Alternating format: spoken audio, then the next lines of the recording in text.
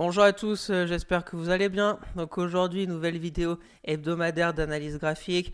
On fera bien évidemment un gros point sur le CAC 40, voir ce qui s'est passé cette semaine et essayer de se projeter pour la semaine prochaine en identifiant les zones clés à surveiller de près. Un point aussi rapide sur la macro de cette semaine et les rendez-vous importants pour la semaine prochaine. Après, on passera sur le suivi de mes trades court terme avec une nouvelle position dans mon portefeuille court terme et aucune vente pour le moment. Je me laisse un peu surfer sur la vague qui est plutôt intéressante en ce moment. Et pour finir, je vous montrerai quelques actions qui techniquement me semblent intéressantes à surveiller de près. Donc n'hésitez pas à vous abonner à la chaîne, à partager la vidéo, à me lâcher un maximum de likes, ça me ferait très plaisir. Si vous avez des questions, des remarques ou des compléments d'informations, n'hésitez surtout pas à me les mettre en commentaire. Je serai ravi d'échanger avec vous. Je vous rappelle mon Twitter où je fais le suivi de mes analyses techniques, de mes trades court terme, etc. Le lien est dans la description. Pour suivre mon PEA long terme à dividende sur Morning, le lien est aussi dans la description. Allez, on passe au sommaire. Donc on commencera bien évidemment avec le CAC 40, les stats macro de cette semaine et les rendez-vous importants pour la semaine prochaine. Déjà pour vous dire aussi que vendredi prochain, il n'y aura pas de cotation à la Bourse de Paris parce que c'est le vendredi saint. Et le lundi qui suit le lundi de Pâques aussi. Donc les 2 prochaines semaines, il n'y en aura que 4 jours de cotation. Donc ça va être assez rapide les semaines en bourse. Après, on passera sur le suivi de mes trades court terme avec toujours les mêmes actions que j'ai en portefeuille, le BX4, Freelance, Neuron, BNP Paribas, Alten, Forvia, Valourec, Aéroport de Paris, Orange et le petit nouveau de cette semaine, Morel et Prom. Je vous donnerai un peu ma stratégie pour cette action. Après, on passera sur les actions qui techniquement me semblent intéressantes à surveiller de près. Euraseo et Seb que je vous ai parlé la semaine dernière et qui sont toujours, je trouve, intéressantes à surveiller. Et après, on verra Alstom, Métropole TV et pour finir, Beneteau. Bien sûr, je ne suis pas un conseiller financier. Mon avis dans cette vidéo ne représente pas un conseil d'investissement. Elle est juste réalisée à but pédagogique. Chaque investisseur devra sa propre stratégie. Investir en bourse représente un risque. Vous êtes le seul responsable de vos achats et ventes d'actions. Donc c'est parti avec le CAC 40 sur TradingView comme d'habitude. Un point très rapide de cette semaine au niveau de la macro. Donc on a eu pour commencer l'inflation en zone euro qui continue un peu à baisser, qui est ressorti comme les prévisions à 2,6%, le mois dernier 2,8%, donc ça c'est quand même une bonne nouvelle, même si les 2% sont encore assez loin le target de la BCE. Donc on verra bien la suite. Après, bien évidemment, il y a eu la décision de la Fed sur les taux d'intérêt qui ont bien évidemment pas été bougés. Mais le discours de Jerome Powell a laissé entendre que les premières baisses de taux, le pivot de la Fed devrait s'effectuer au mois de juin et avec 3 baisses de taux durant cette année 2024. Donc ça a plutôt été bien accueilli par le marché. Maintenant, bien évidemment, juin, ça se rapproche, mais on va encore avoir des stats. Et puis, tout peut arriver. Il y a aussi les risques géopolitiques qui sont de plus en plus accrus, que ce soit au niveau de l'Ukraine, comme d'habitude, Israël, etc. Ça pourrait encore raviver des tensions qui sont déjà assez élevées sur le globe. Après, on a eu jeudi les PMI de la zone euro. Bon, PMI France, Allemagne en manufacturier, c'est vraiment pas bon du tout. L'Allemagne 41,6, la France 45,8, mais au final sur la zone euro, on est remonté, on est presque à 50 sur tous les PMI global. Donc c'est un peu mieux aussi. Les PMI aux États-Unis, le chômage, c'est toujours une économie très forte, hein. Les inscriptions hebdomadaires au chômage toujours en dessous des prévisions. Les PMI manufacturiers plus haut que les prévisions. Donc l'économie, pas de souci au niveau des États-Unis. Donc affaire à suivre maintenant. Sur les prochaines stats qui vont arriver. Est-ce que enfin les taux vont faire ralentir un peu plus l'économie américaine ou pas? Et surtout, est-ce que l'inflation va repartir à la hausse durant cette année? Ça va être la question que tout le monde se pose. On verra bien. De toute façon, c'est entre guillemets le calendrier de la Fed a été donné. On verra bien ce que ça va donner. Et pour la semaine prochaine, comme je vous ai dit, vendredi ça sera férié, donc pas de cotation, que ce soit aux États-Unis et en Europe. Mais on aura par exemple jeudi le PIB du 4e trimestre aux États-Unis. Ça va être intéressant de voir si les prévisions sont de 3,2%. On va avoir si on est vers les 3,2% sur le T4 aux États-Unis. Et puis après, bon, il y aura encore le chômage, il y aura le PCE Core et quelques discours aussi de Jerome Powell. Mais je vous mettrai tout ça sur Twitter. Il y aura aussi, je crois, ça va commencer les versements, les détachements de dividendes de quelques actions là, donc je vous mettrai tout ça sur Twitter, les rendez-vous, les sociétés qui vont commencer les dividendes, et puis s'il y a encore des résultats à suivre, je vous partagerai tout ça sur Twitter comme d'habitude, donc n'hésitez pas à aller me suivre, le lien est dans la description. Donc au niveau du CAC 40 en hebdomadaire, donc journée, semaine, on va dire d'hésitation, mais bon, pas rien d'alarmant, moins 0,15% cette semaine. Après, la hausse de presque 2% la semaine dernière. Voilà, c'est pas alarmant. C'est un peu comme il y a 3 semaines. On avait fait un peu du surplace après pour repartir. Est-ce qu'on va faire la même chose? Je ne sais pas. Ça manque un peu d'essence. On a le luxe qui commence un peu à ralentir aussi, avec le profit warning de Kering. Donc attention, mais bon, on n'a pas fait une englobante baissière en hebdomadaire, on n'a pas fait une grande rouge. Donc affaire à suivre. RSI, rien à signaler. Les moyennes mobiles, rien à signaler, mais on commence quand même à s'éloigner un peu de la moyenne mobile 200 hebdo. Si on dézoome un peu à chaque fois qu'on s'en éloigne, là on est à combien de pourcentage? On est à peu près à 20% de la moyenne mobile 200. Ici on est à combien? On est à 22. La dernière hausse de janvier 2022, on s'était bien éloigné de la moyenne mobile 200 hebdo. On avait corrigé après. Voilà, dès qu'on s'éloigne, là on était sûrement aussi en 2015 assez loin. Voilà, pareil, 25%. La moyenne mobile 200 hebdo, donc affaire à suivre. De toute façon, on suit les graphes. Hein. Quand on aura des signaux de baisse plus profonde du CAC, on verra bien.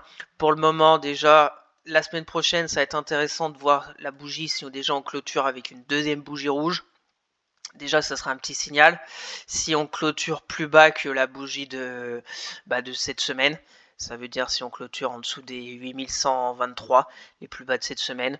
On verra bien, comme je vous le dis, de toute façon, il n'y aura que 4 jours de cotation. Ça peut aller vite, ou ça peut encore un peu stagner. Comme au final, on a eu cette semaine, là en daily, on voit un peu ce range qui est en train de se former sur le CAC. Entre borne haute 8220, borne basse du range 8150, et pour le moment on est là-dedans, un peu comme on avait fait la semaine entre le 23 février et le 7 mars, qu'on n'avait pas trop bougé, ni à la hausse ni à la baisse. On s'était rapproché de la moyenne mobile 10 pour repartir. Là, c'est ce qu'on est en train de faire.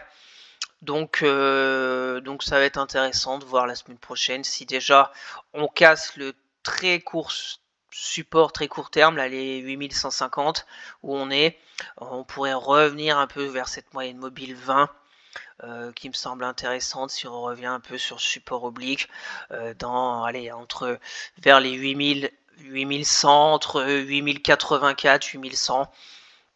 Ça me paraît une baisse totalement légitime si on fait à peu près comme ça. Hein. Si on revient comme ça pourrait peut-être ramener des acheteurs sur la hausse, ou peut-être c'est la fin d'une baisse et on va aller encore plus bas. Voilà, ça ferait 50 de retracement si on revient vers les 8077. Rien d'alarmant. Pour le moment, il n'y a aucun signal de retournement violent du CAC. Ça patine à la hausse, mais il n'y a pas non plus de vendeurs. Donc au final, c'est statu quo. Le RSI, rien à signaler, est toujours en zone de surachat, mais depuis un moment. Il y a encore la possibilité de continuer la hausse, bien évidemment, ou peut-être une respiration plus profonde. Mais techniquement, aucun signal à cet instant sur le CAC 40 d'une baisse imminente. On verra la semaine prochaine comment ça va se dérouler. Et puis on fera le point le week-end prochain pour voir les nouvelles bougies qu'on aura eues la semaine. Allez, c'est parti pour le suivi de mes trades court terme que j'ai toujours en portefeuille. Donc le BX4, je vous en parle tous les week-ends. Pas grand-chose à dire. J'attends qu'il y ait vraiment des signaux techniques sur le CAC avec une respiration plus profonde, une consolidation, que ça soit dans le temps, plutôt dans le prix. Là, peut-être que je prendrai reprendre des position du BX4 pour essayer de faire descendre mon PRU et de sortir avec le moins de dégâts possible parce que vous pouvez vous en douter, ma moins-value latente est assez élevée. Voilà, pas vraiment de signaux pour le moment sur un retournement imminent du CAC. Donc on verra. Si je fais quelque chose, je vous partagerai tout ça sur Twitter. Donc n'hésitez pas à aller me suivre, le lien est dans la description. On continue avec Freelance. Donc Freelance, très belle bougie vendredi sur le titre, presque plus 5%. Elle se réveille. Je vous rappelle, j'avais pris position le 2 février à 3,79, un peu sur ce support oblique. Le support avait été cassé. J'avais tenu jusque le prochain support, c'était 3,22. Ici et pour le moment j'ai bien fait de tenir la position.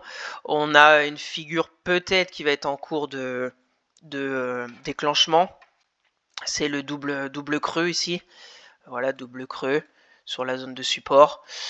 Pour qu'elle se déclenche, faut qu'on casse les 4,51 pile poil où on est là.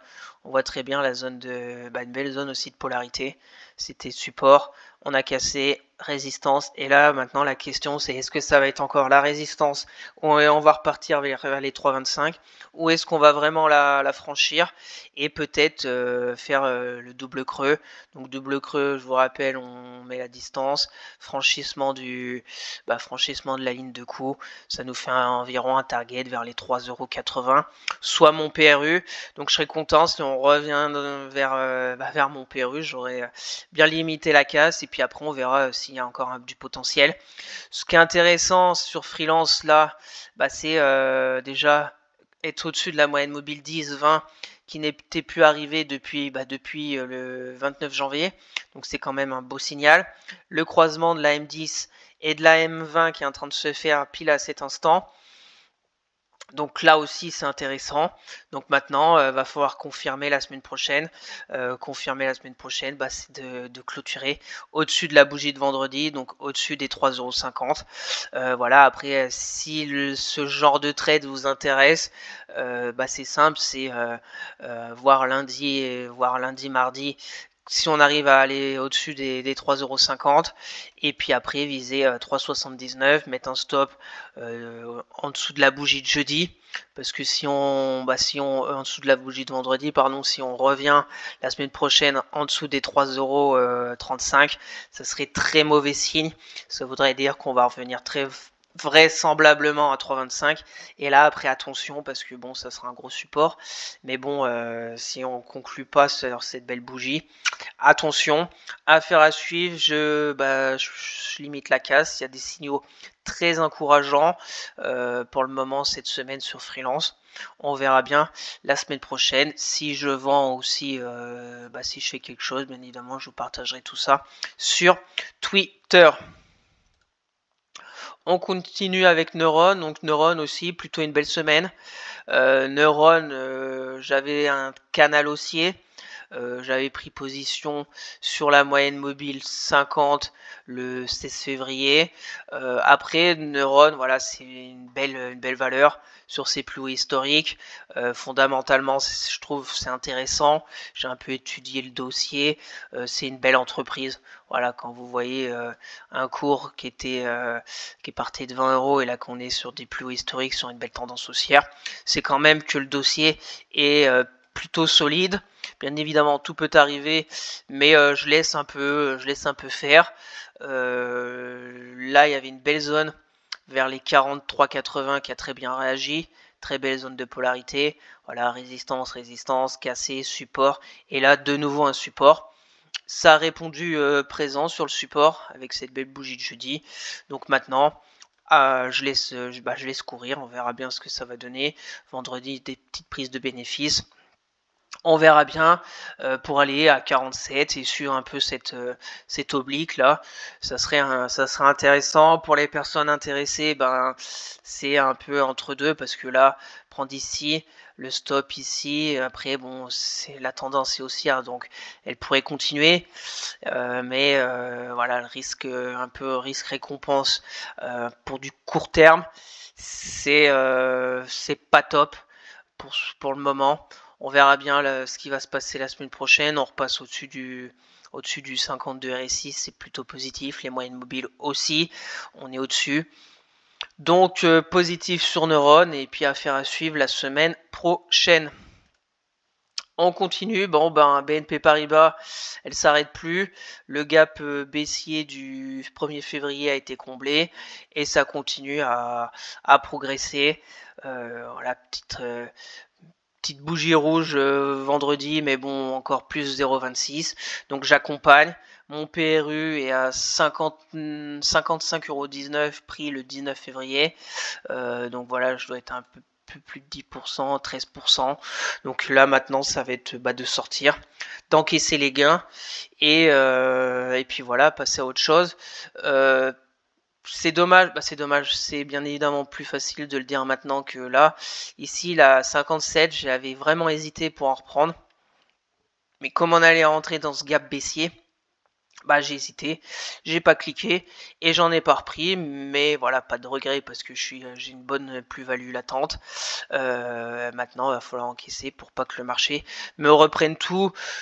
Ma stratégie, ça va être peut-être si lundi on a une bougie plus basse que la bougie par exemple de jeudi, soit une clôture vers les 62 €, et ben j'encaisserai et puis après on passera à autre chose. La tendance est tout à fait intéressante encore, hein. Mais bon, on pourrait peut-être attendre un petit retour ici vers les 60-30 sur la belle zone ici de polarité qui a été franchie. Très belle zone en plus qui a été très bien franchie techniquement si on regarde là. 13 décembre c'était support cassé. On l'a cassé à la hausse le 12-13 mars. Un petit pullback tranquille dessus et on était reparti. Donc voilà, après j'encaisserai, je suivrai encore BNP parce que la tendance est vraiment forte. On peut très bien avoir une petite consolidation sur les indices et puis des actions qui ont très bien progressé, mais c'est pas pour autant qu'on va avoir un retournement de toutes les actions.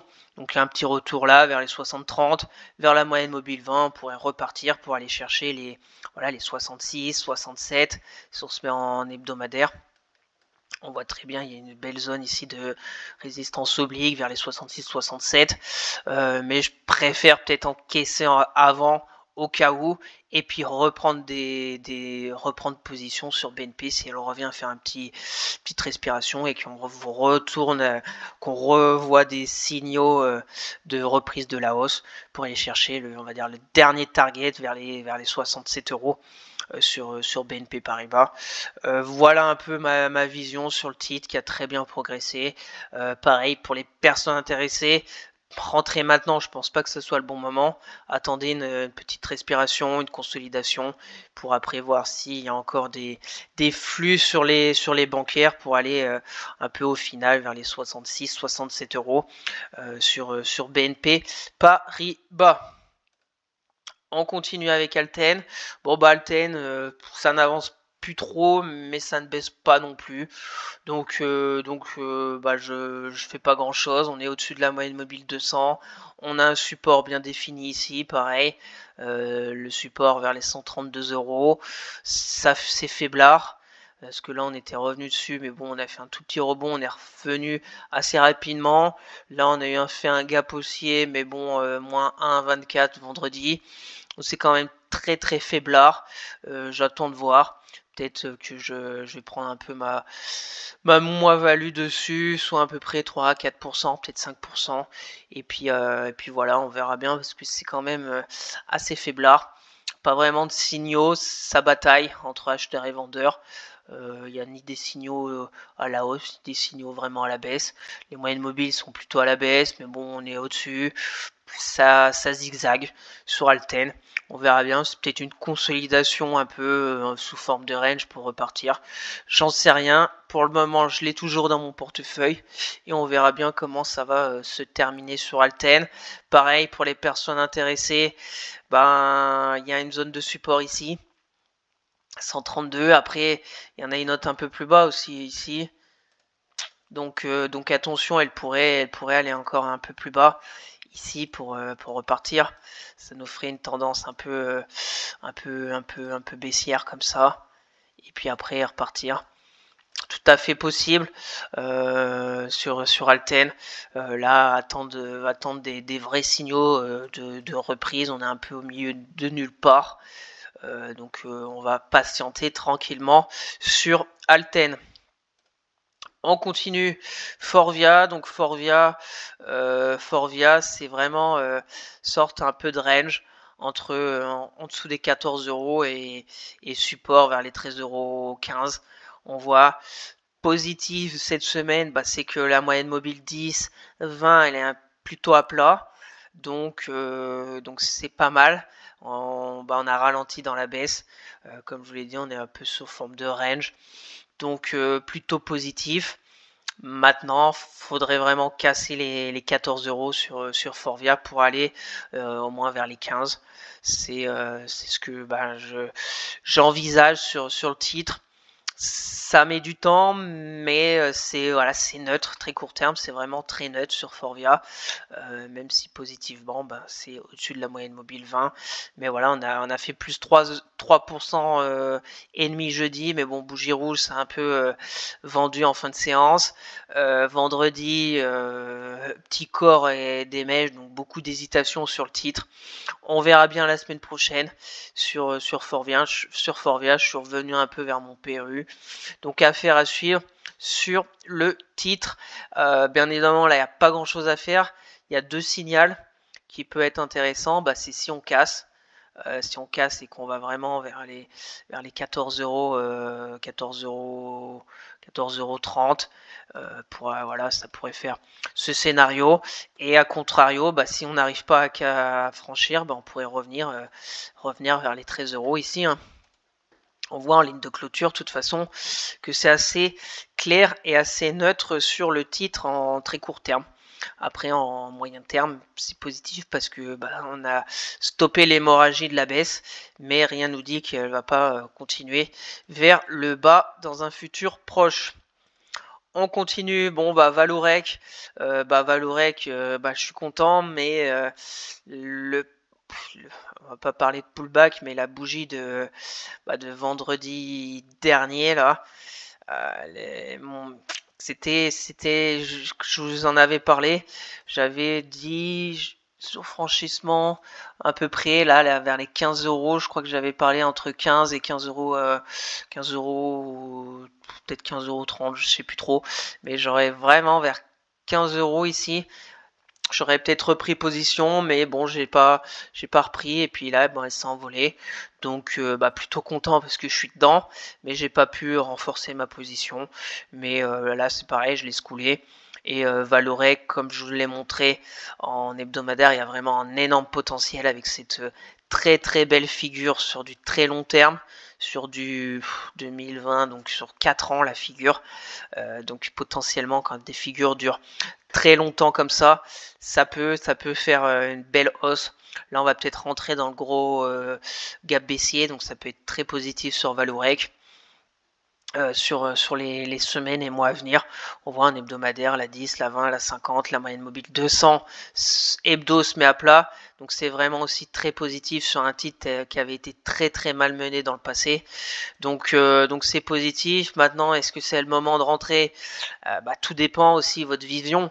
Si vous avez une vision un peu avec cette consolidation et cette formation de très belles figures de 4 ans, si vous avez une vision de peut-être 3-4 ans, que l'entreprise vous intéresse, que le marché est très porteur en ce moment, etc.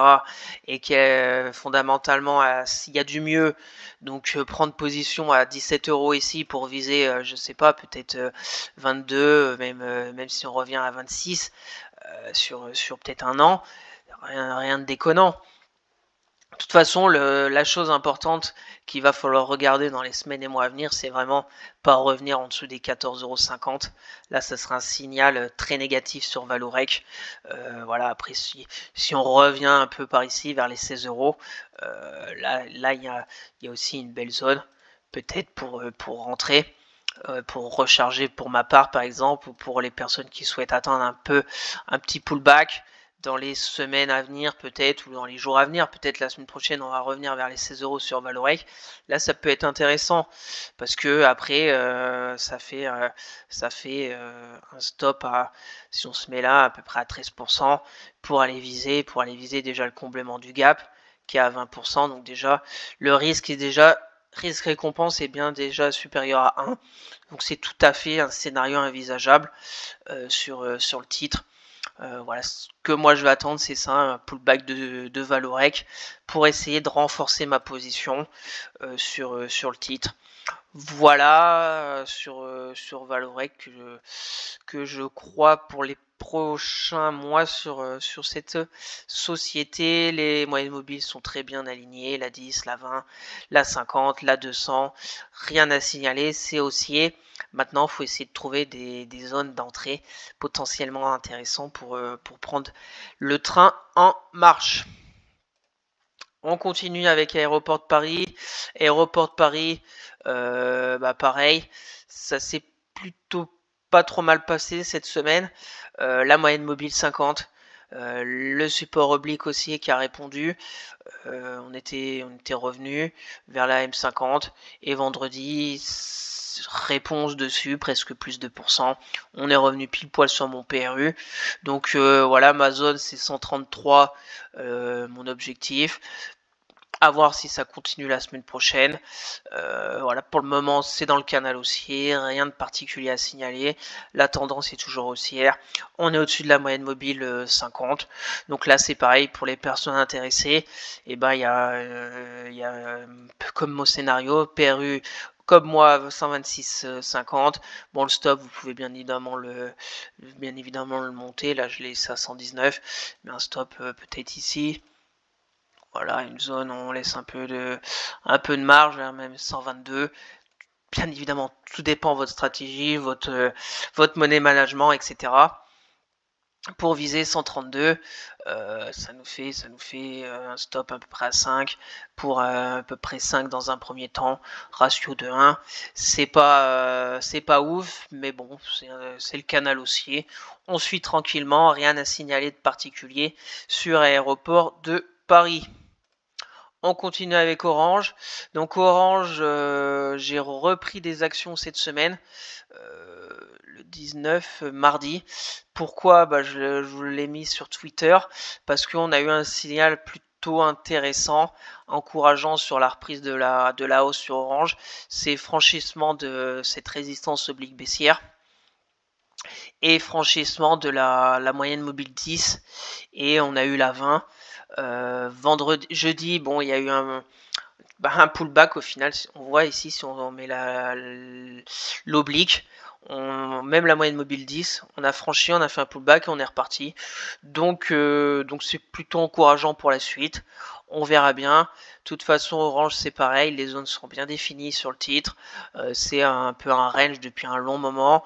Quand on arrive en dessous vers les 10 €, la 30, pour moi Amazon c'est 10,30 €. Si on repasse en dessous des 10,30, on pourrait aller à 10 € très facilement et très rapidement.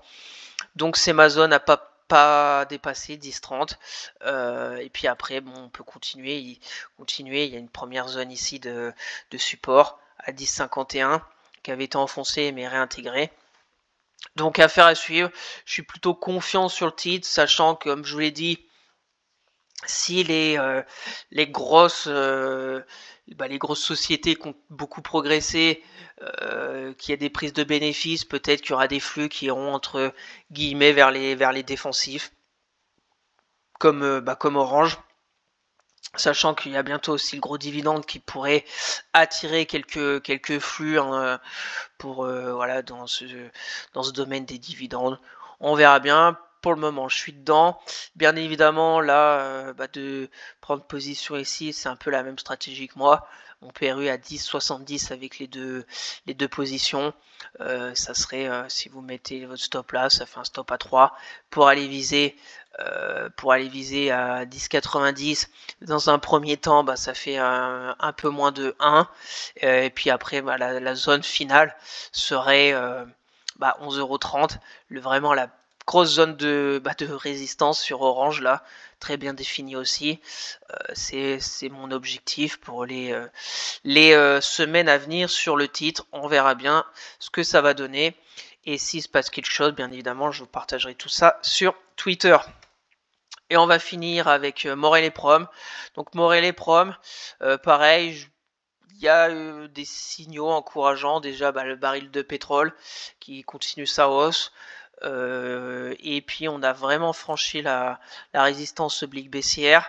On est repassé au-dessus de toutes les moyennes mobiles. La moyenne mobile 10 a croisé les moyennes mobiles moins rapides. Voilà, maintenant faudrait que la 20 croise la 50 pour vraiment se mettre en ligne sur une belle tendance haussière. Affaire à suivre. Pour le moment, mon PRU à 5,52, ça a un peu reflué la fin de semaine. On verra bien. Après, on est sur aussi une zone un peu de résistance. On verra. J'ai mis un stop un peu plus large à 5,15. Soit un stop à combien de pourcents, 5 peut-être, un peu plus, 6-7%. Voilà, mon objectif c'est de revenir vers le gap baissier, soit ça va faire un ratio de 1 à peu près. Voilà, chercher avec 8%. On verra bien si le pétrole continue un peu de monter. Ça pourrait être intéressant pour Morel et Prom d'aller chercher ce gap baissier du 2 janvier. Voilà sur le tour de mes actions court terme. Pour le moment, pas d'arbitrage, pas de vente. Et puis une nouvelle position, Morel et Prom. Donc n'hésitez pas à aller sur mon Twitter pour suivre un peu tout ça. J'essaye de partager un maximum mes trades court terme. Le lien est dans la description. Et donc on va finir avec 5 actions qui techniquement me semblent intéressantes à surveiller de près. On va commencer avec Euraseo, action que je vous avais déjà parlé le week-end dernier, et action en fait qui a fait un peu ce que je vous ai dit le week-end dernier. Bon, j'ai pas pris position, mais peut-être que des personnes qui ont regardé ma vidéo du week-end dernier ont pris position. Donc déjà bravo à vous. Le scénario, c'était ici un peu la résistance. Sur franchissement, on était la semaine dernière, on était pile revenu sur le c'était ici, pile revenu sur le support. On avait fait franchissement de résistance. Je vous en avais parlé quand on était revenu sur le support et j'avais dit c'est la zone de polarité qui était résistance, donc qui devient comme d'habitude mécaniquement support. Donc faut une réaction sur cette zone. On a eu la réaction le mardi sur Euraseo, belle bougie verte, plus 1,60. Les volumes, non pas de volume vraiment significatif, mais la réaction a eu lieu. Donc maintenant on est revenu encore sur une zone de résistance et qui semblerait être passée c'est limite, mais il y a, on voit ces bougies vertes et des progressions de toute la semaine sur Euraseo. Donc moi je vais regarder maintenant la suite. La suite, ben, c'est la résistance qui va devenir support. Et pour aller viser peut-être, si on attend par exemple ici, pas revenir ici sur un stop assez court, hein, 2%. On a un gap ici sûrement si je voulais noter, à 83. Voilà, on a un petit gap baissier là du 19 octobre, 18 octobre 2021 qui est toujours pas comblé, donc c'est déjà un premier objectif. Et après une résistance à 84,30 sur Euraseo. Bon, c'est pas énorme la volatilité sur le titre, mais voilà, c'est mou, mais c'est haussier. Il y a toujours quelques peut-être pourcentages à aller gratter, soit un ratio risque-récompense de 2 avec presque 4% à aller chercher pour un stop à 2. Donc c'est tout à fait un scénario, je pense, envisageable. Je verrai la début de semaine prochaine si je fais quelque chose sur le titre. De toute façon, c'est haussier.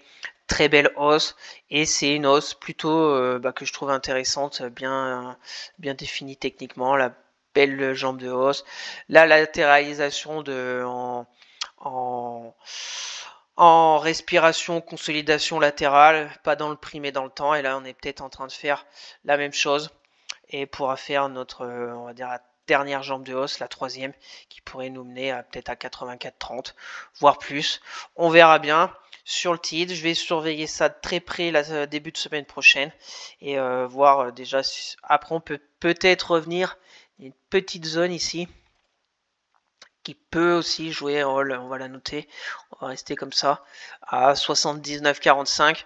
Et là, ça peut être encore plus intéressant parce que là, de mettre, après on mettra un stop ici de 20. Et là, si on a une vraie réaction, ça nous ferait presque 3 de risque récompense. Donc voilà les zones. Maintenant, à voir si le marché suit ma stratégie un peu sur Euraseo ou pas. On a peut-être même une petite oblique. Ouais, on va mettre aussi la petite oblique là, qui me semble aussi intéressante. On verra bien. Il y a la moyenne mobile 50, il y a les moyennes mobiles qui sont bien alignées. Affaire à suivre sur Euraseo, qui bien évidemment, je vous partagerai tout ça sur Twitter. On continue avec Seb, pareil, Seb, je vous en avais parlé le week-end dernier, c'était par ici, vendredi, donc Seb, c'était franchissement de la belle zone de résistance, très bien définie, 114 €. Elle avait franchi, lundi, la semaine, on est revenu pile dessus, j'ai vraiment hésité d'en reprendre. D'en prendre parce que j'en avais pas, mais j'ai pas pris. Ce que j'aime bien sur Seb ces derniers jours, c'est déjà ces deux mèches basses, mercredi, jeudi, et vendredi, on est reparti. Alors maintenant, est-ce qu'on est reparti? Il y a deux possibilités, c'est de prendre sur une bougie, on voit sorte de double top ici, là double sommet de la bougie de jeudi vendredi. Voilà, c'est simple. Si lundi on clôture au-dessus, prendre position, aller chercher les 120 €, c'est le gap baissier qui est toujours d'actualité sur le titre, il est noté. Voilà, il y en a deux caps. Donc il y a encore du potentiel, je pense, sur Seb à aller chercher. On va suivre ça de près. Ça nous fait un ratio risque-récompense de 1,24. Et si on va chercher le deuxième gap, ça fait plus de 2. Aller chercher 6-7% pour une petite perte de 3%. Voilà, ce qui est positif, bien évidemment, c'est qu'on est au-dessus de cette résistance des 114 €. Donc tant qu'on reste au-dessus, c'est positif. Si après, on fait des mèches basses, rien de dangereux. Si par contre on clôture la semaine prochaine en dessous de cette mèche de mercredi, soit en dessous des 113 €, ça commencera à être moins bon. On pourrait revenir après vers les 110. On verra bien. Sur Seb, qui est aussi sur une belle tendance haussière depuis la belle poussée de octobre 2023. Donc est-ce qu'elle va continuer? C'est pareil, c'est un peu comme Euraseo. Elle a fait la première jambe de hausse, là une latéralisation assez longue et assez large. Et donc est-ce ça va repartir? pour aller chercher peut-être 124, voire plus, bien évidemment. Donc voilà, Seb, bien évidemment, je vous partagerai tout ça sur Twitter, et si je prends position aussi. Allez, on continue. Alstom, bon, Alstom, pas besoin de vous dire que c'est pas joli, c'est très baissier, c'est bien évidemment pas comme Raseo ou même Seb en court terme. Par contre, si court terme, ce qui est très intéressant sur Alstom, c'est un peu la figure. C'est un peu, je vais pas vous dire un peu comme Valorec, mais Valorec ça a duré 4 ans la figure en hebdomadaire, mais là la figure de Alstom en daily, je la trouve intéressante aussi. On a un support oblique, un triangle, support oblique haussier, la zone de résistance aussi bien définie, et on a fait un gap haussier au-dessus de cette zone de résistance, donc c'est vraiment normalement un signal de force. Pour le moment, avec cette semaine qu'on vient d'avoir, c'est positif parce qu'on a fait le gap. On a eu mardi une petite baisse, mercredi une autre petite baisse, et jeudi on est reparti à la hausse. Vendredi mèche basse, donc c'est plutôt positif sur Alstom. Après, bon, attention aux news, c'est un peu dangereux, mais voilà, je vous la montre parce que techniquement, il y a quelque chose d'intéressant sur le titre. Maintenant, pour faire quoi, c'est pareil, là, ça nous fait quoi ça? Parce que après, revenir là-dedans, c'est... pourquoi ça me fait un... Oh là là là là.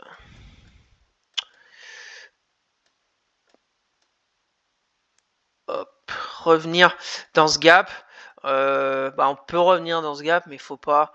Voilà, faut mettre un stop à peu près, allez, à 7% pour être un peu large. 7%, viser là. La zone de résistance sont à peu près 8-9%. Ça fait un ratio risque-récompense de 1. Si après on attend peut-être, aller revenir ici, on peut peut-être aller faire du risque-récompense de 2.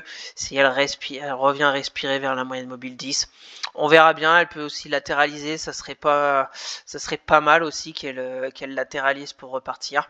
Ça pourrait faire rentrer du flux dessus, ou à contrario, si on revient dans ce gap, qu'on clôture, et là ça sentira très mauvais sur Alstom. Je vous la montre, c'est une tendance pas très belle en moyen terme, long terme. Il y a les news qui peuvent impacter très violemment le titre aussi. Donc attention, je suis curieux de voir la semaine prochaine ce qui va se passer sur Alstom. On continue avec Métropole TV. Métropole TV, c'est franchissement de résistance aussi. Très léger, qui a été franchi vendredi. Voilà, on voit très bien la résistance. Résistance juin 2023, tout juin, juillet, août 2023, janvier 2024. Janvier 2024, et là on est peut-être en train de la franchir. Plutôt aussi bien construit cette hausse court terme. On voit la hausse, la consolidation, la hausse, la consolidation, et là on est peut-être en train de faire encore une la hausse, et peut-être on va aller chercher les 14 € sur Métropole TV. 14 €. Voilà, on a une zone ici, on a un énorme gap baissier aussi sur le titre. Donc voilà, si on rentre dedans, ça peut être positif sur Métropole TV. Si on fait ça, voilà. Après, c'est tous les titres que je vous montre, c'est pas de la volatilité extrême, c'est plutôt mou. Mais s'il y a de la si par contre il y a de la volatilité sur les autres actions, sur le marché et tout, ça peut être des actions qui peuvent être recherchées pour être exposées à d'autres valeurs qui ont été moins suivies durant ce début d'année, qui ont moins fait entre guillemets les gros titres. Les moyennes mobiles sont plutôt intéressantes, la M10, la M20, la M50 et la M200. Donc la tendance court terme est haussière. À voir, ça a franchi la résistance. Curieux de voir la semaine prochaine ce que ça va donner, parce que déjà, quand je vois la bougie de jeudi avec mèche basse, la bougie de vendredi mèche haute, ça bataille dur sur cette zone des 13 euros, 13,20 €. Donc affaire à suivre sur Métropole TV. Et on va finir avec Beneteau. Beneteau, pareil, gap haussier, signe de force sur le titre, et je vais la montrer en hebdomadaire. Parce qu'en hebdomadaire, il y a quelque chose aussi d'intéressant sur le titre. Il y a déjà la résistance, un peu là, je vais mieux la tracer là. On serait pile dessus là. La résistance oblique baissière.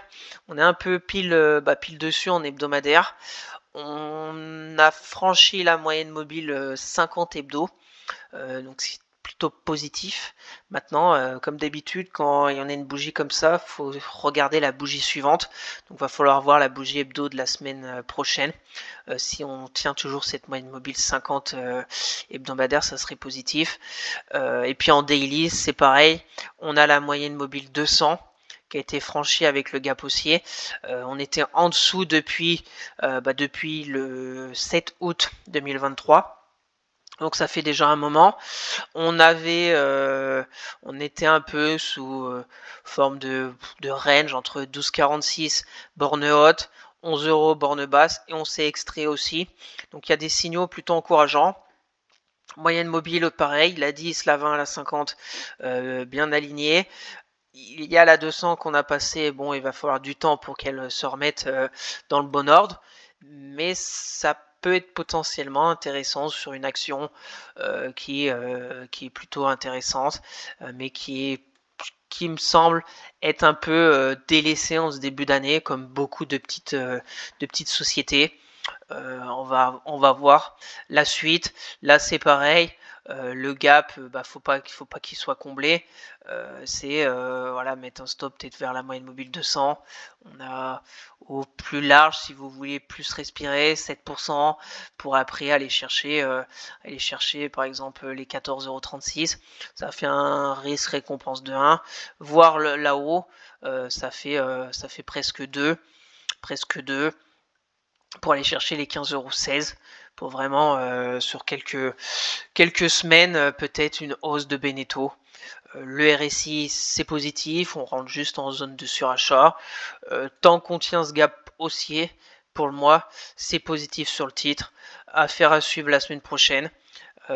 Comme je vous l'ai dit, la bougie hebdo va être importante la semaine prochaine, parce que là on a une belle bougie d'éjection de la résistance, donc faut pas y revenir la semaine prochaine sur Beneteau, et continuer à minima la latéralisation des cours, et surtout pas revenir dedans dans ce gap, et surtout pas venir combler la semaine prochaine le gap haussier qu'on a ouvert cette semaine.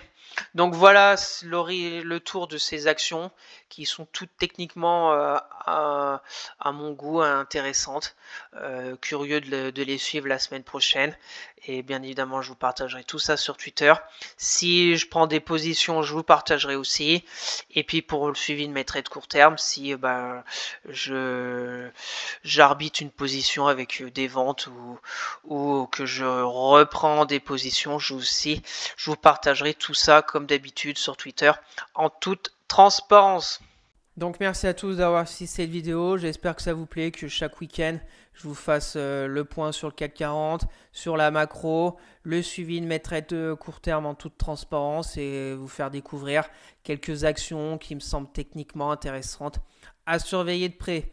Donc n'hésitez pas à vous abonner à la chaîne, à partager la vidéo, à me lâcher un maximum de likes, ça me ferait très plaisir. Si vous avez des questions, des remarques ou des compléments d'informations sur les titres, n'hésitez surtout pas à me les mettre en commentaire, je serais ravi d'échanger avec vous. Je vous rappelle mon Twitter où je fais le suivi de ces analyses techniques, de mes trades court terme, etc.